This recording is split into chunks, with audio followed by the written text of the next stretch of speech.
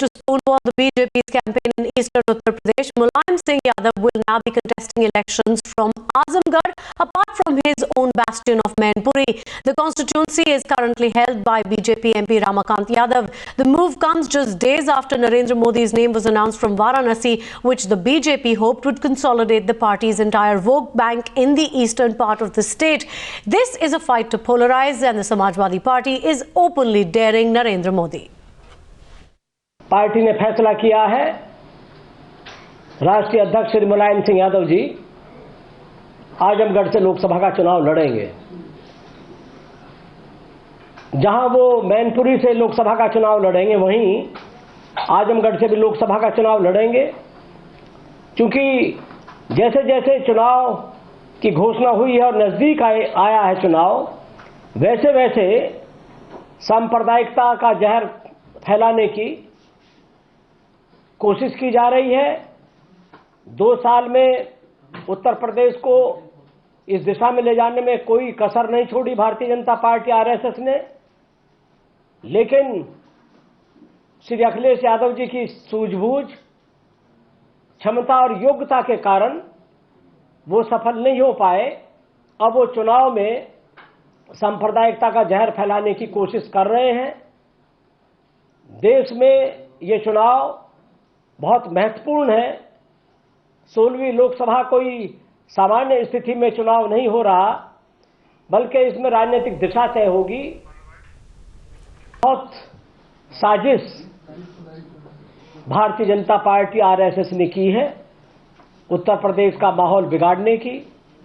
कभी 84 कोसी परिक्रमा के नाम पर, कभी मुजफ्फरनगर की घटना के नाम पर, कोई कसर बाकी नहीं छोड़ी भारतीय जनता पार्टी आरएसएस ने उत्तर प्रदेश में सांप्रदायिकता को हवा देने की।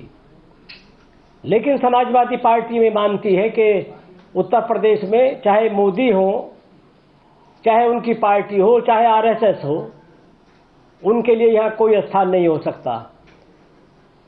पूर्वांचल उत्तर प्रदेश का बहुत राजनीतिक तौर पर परिपक्व और जागरूक इलाका रहा है, और पूर्वांचल के हमारे भाइयों ने, किसानों ने, मुसलमान भाइयों ने, गरीबों ने, नौजवानों ने लगातार सांप्रदायिकता को नकार। घोषणा के लगभग 24 घंटे के अंदर गुजरात के मुख्यमंत्री और भारतीय जनता पार्टी के पीएम पद के प्रत्याशी श्री नरेंद्र मोदी जी की सियासी ठिठुरन बढ़ गई है।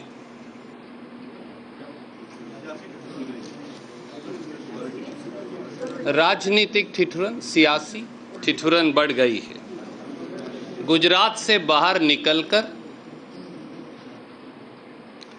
सुरक्षित सीट तलाश रहे श्री नरेंद्र मोदी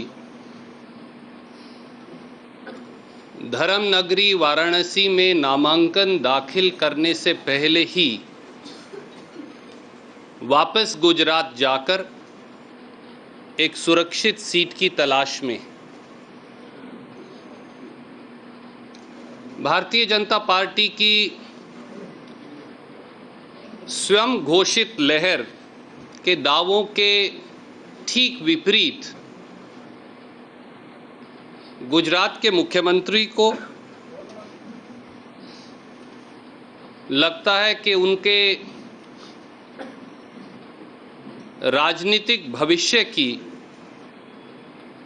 अब उनका राजनीतिक भविष्य उन्हें सुनिश्चित नजर नहीं आ रहा।